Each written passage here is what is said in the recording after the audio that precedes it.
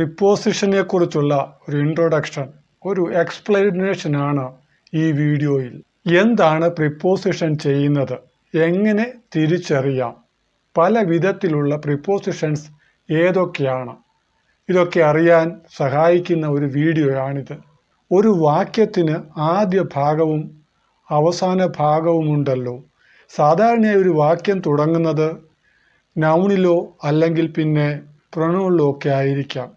ഒടുവിലും നൗണും പ്രൊനൗണും ഒക്കെ വരാം.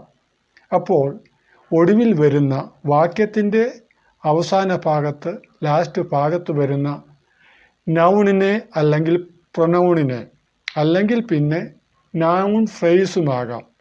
നൗൺ പ്രൊനൗണൊക്കെ ഒറ്റ വാക്കായിരിക്കുമ്പോൾ ഫ്രേസിൽ ഒന്നിൽ കൂടുതൽ വാക്കോ വാക്കിൻ്റെ ഭാഗങ്ങളോ ഉണ്ടായിരിക്കാം. അപ്പോൾ ഈ വാക്കിനെ, ഒടുവിൽ വരുന്ന ഈ നൗണിനെ അല്ലെങ്കിൽ പ്രൊനൗണിനെ വാക്യത്തിൻ്റെ മറ്റു വാക്കുകളുമായി ആദ്യ ഭാഗത്തോട് കൂട്ടിച്ചേർക്കുവാൻ, മറ്റു വാക്കുകളുമായി കൂട്ടിച്ചേർക്കുവാൻ ഇടയ്ക്ക് വരുന്ന ചെറിയൊരു വാക്കാണ്, അല്ലെങ്കിൽ ചെറിയ രണ്ട് വാക്കുകളാകാം, വളരെ കുറച്ച് ഒരു വാക്ക് പ്രിപ്പോസിഷൻ ആയിരിക്കാം. എന്നാൽ ചിലപ്പോൾ ചില പ്രിപ്പോസിഷൻസ് ഒന്നിൽ കൂടുതലുള്ള വാക്കുകൾ ചേർത്ത് ഉണ്ടാക്കിയിരിക്കുന്നതായിരിക്കാം. സിമ്പിളായി പ്രിപ്പോസിഷൻ്റെ ഡെഫിനിഷൻ എങ്ങനെ പറയുവാൻ കഴിയും? A word, sometimes A group of words which connect A noun or A pronoun, even sometimes with noun phrase. A word that joins a noun or a pronoun with the other part of the sentence or with other words. It shows the connection between a noun or a pronoun with other part of the sentence. ഒറ്റ വാക്കിലുള്ള ചെറിയ preposition simple preposition എന്നറിയപ്പെടുന്നു. At, in, for, to, of, by, on തുടങ്ങിയവ ഉദാഹരണങ്ങളാണ്.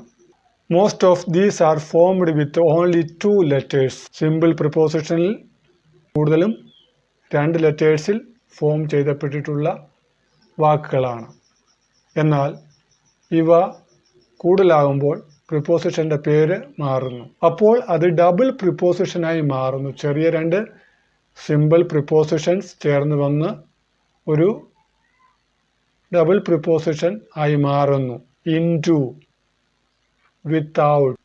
Compound പ്രിപ്പോസിഷൻസും ഉണ്ട്, അല്പം നീണ്ടവയാണ്. About, above, behind, etcetera. Phrasal പ്രിപ്പോസിഷനിൽ ഒന്നിൽ കൂടുതൽ വാക്കുകൾ വരുന്നു.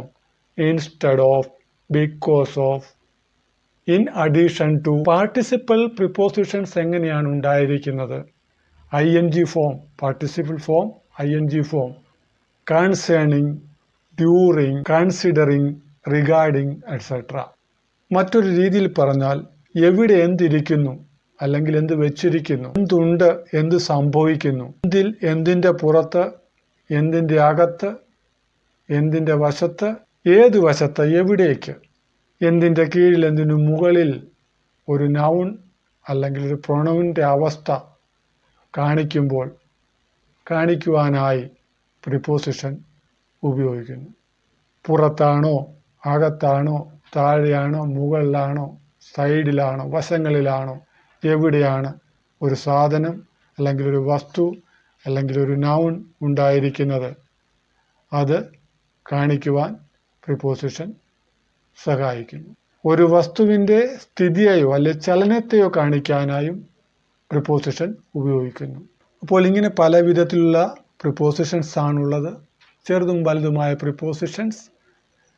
അത് നൗണിനോടുള്ള ബന്ധത്തിൽ, പ്രൊനൗണിനോടുള്ള ബന്ധത്തിൽ ഉപയോഗിക്കുന്നു. പ്രൊനൗണ് അല്ലെങ്കിൽ നൗണായി വരുന്ന ഒരു വാക്കിനെ വാക്യത്തിൻ്റെ മറ്റു ഭാഗത്തെ അല്ലെങ്കിൽ മറ്റു വാക്കുകളൊക്കെ ആയിട്ട് കൂട്ടിച്ചേർക്കുന്നതായ സമയത്ത് ഉപയോഗിക്കുന്നു.